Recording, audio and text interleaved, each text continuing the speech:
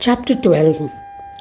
Discussion between Nara, Narayana and Vishnu. Om Shri Ganeshaya Namaha. Mudgalacharya continued the narration. Surya had narrated an interesting legend of Mahodara. Valakilya Munis were astonished. Comprehending what Surya had preached, they realized that Ganesha is the form of yoga and bestower of perpetual peace. O Prajapati Daksha, the enthused Valakilyas requested Surya to narrate another peace-bestowing legend of Mahodara. Valakilya said, O Surya, you are blessed. You enlightened us about yogic peace. There's no doubt about it. O great Lord, the birth of Ganesha is an auspicious event. We are happy to have listened to it. By your grace, O illustrious one, you are truly Ganapati, as you are Surya, Atma of all. There's nothing astonishing about it. Now, O Lord of Devas, narrate the legend of Rama and how he worshipped Ganesha. How did he attain peace? Blessed are those who inquire, narrate, and listen to the legends of Ganesha. Mudgalacharya said to Daksha that when Valakilyas requested Lord Ravi, thus, effulgent Ravi was pleased. Listen, he said, in this context I shall narrate an ancient Siddhi bestowing legend by recounting the dialogue between Narayana and Markandeya. Markandeya Muni was the son of Mrukanda. After his thread ceremony, he commenced severe austerities. He observed brahmacharya and diligently studied Vedas. He would especially chant the Gayatri mantra as he desired liberation. After 10,000 years, Shankara, Parvati and their ganas came to his ashrama. Markandeya was immersed in meditation of Vishnu, so he did not realize that Shiva had arrived. Shiva performed a miracle. He entered the heart of Markandeya using yogic powers and made Vishnu in his heart disappear. Seeing Shankara in his heart, Markandeya stopped meditation. When he saw Shankara in his ashram, he offered obeisance to him. He praised him by reciting Shiva Atharva Shirsha. He worshipped Shambhu with devotion, stood before him and once again offered pranams. Mahadeva said to him, O Muni, I am pleased with your penance and japa of Gayatri mantra. Ask for a boon that you desire, I shall fulfill it. Gayatri is the mother of Vedas and Omkara is their father. O eminent ascetic, comprehend that we have been created from Omkara. So, I am pleased by chanting the Gayatri mantra and your profound praise. There is no doubt about it. So, O Brahmin, ask for whatever you desire and I shall grant it. The Mahamuni replied, grant me devotion and liberation from this ocean of samsara. Shiva, who was proficient and bestower of happiness, especially to his devotees, replied. He said, O Mahamuni, your devotion to me will be steadfast. You will attain complete and eternal liberation. You will become a spiritual teacher of precepts of Puranas. Your lifespan will be 7 kalpas. A kalpa is a day in the life of a Brahma. All your wishes will be fulfilled. There's no doubt about it. Granting these boons, Shiva and Parvati disappeared. Maharishi Markandeya was dejected when they departed. The Mahatma conceptualized that Gayatri mantra is Mantra Shakti and assumes a name and form. He envisaged that the deity of his Shakti is Shambhu. In this manner, he commenced single-pointed austerities on the path of Shaivism. He worshipped Mahisha, who was an essence of Kala and was devoid of any infatuations.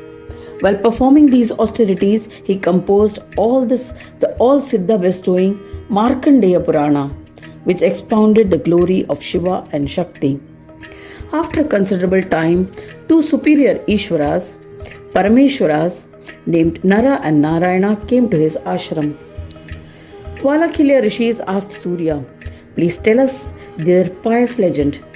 How did they become acclaimed by the venerated title Parameshwara? Surya explained, O Rishis, my son Dharma, the righteous one, who treated everyone equally, observed penance with his wife Kirti to please Vishnu. After 100 years, Vishnu was pleased and manifested to grant boons. They prayed that Vishnu should incarnate as their son. Vishnu granted his boon. Vishnu was born as two sons, Nara and Narayana. Nara was Jiva and Narayana was Paramatma Shiva. Brahma, formed by union of both Nara and Narayana, is referred to by scholars as Vaishnava Brahma. So I have referred to both as Parameshwara. Brahmins, at the behest of Dharma, both went to Naimisharanya to perform intense penance. As was destined, Vishnu arrived in the forest. They offered pranams to Keshava and sang his praise.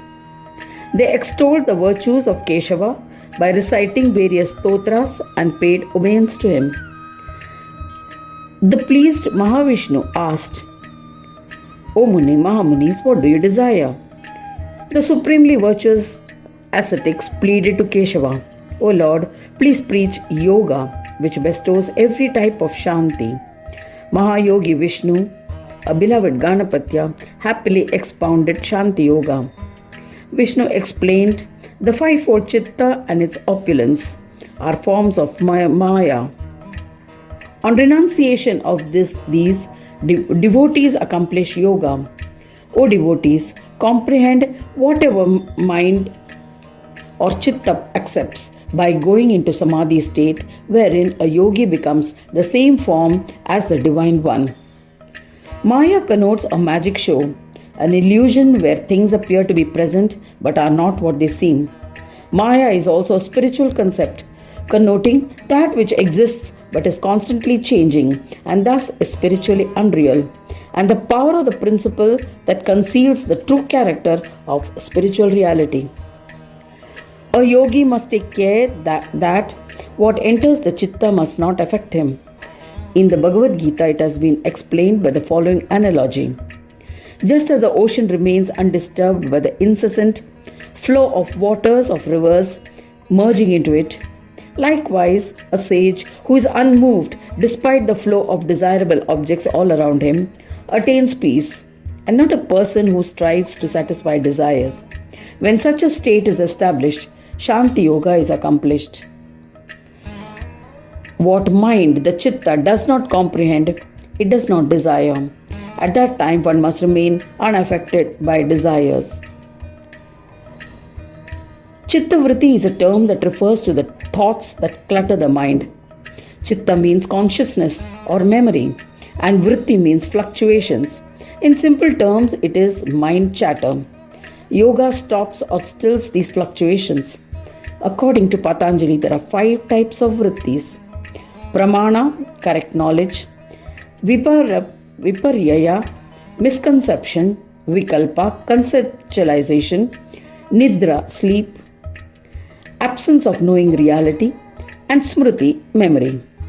The vrittis can be painful, klishta, or not painful, aklishta. But they always affect one's ability to find truth. Vrittis create anxiety and destroy peace. Chintamani is always established in the Chinta and is the driver of Chitta. O illustrious one, you must worship him and you will attain peace. Chitta is infatuated by Maya and desires gratification of senses. Chitta that is devoid of Maya is the form of Shanti. Chitta which desires Dharma, Artha, Kama and Moksha, or even Brahma Bhutatva, is generally engulfed in erroneous perceptions. There's no doubt about it. I am Chintamani. Nothing is different from me. Then, how can desires, which are forms of delusions, create erroneous perceptions in me?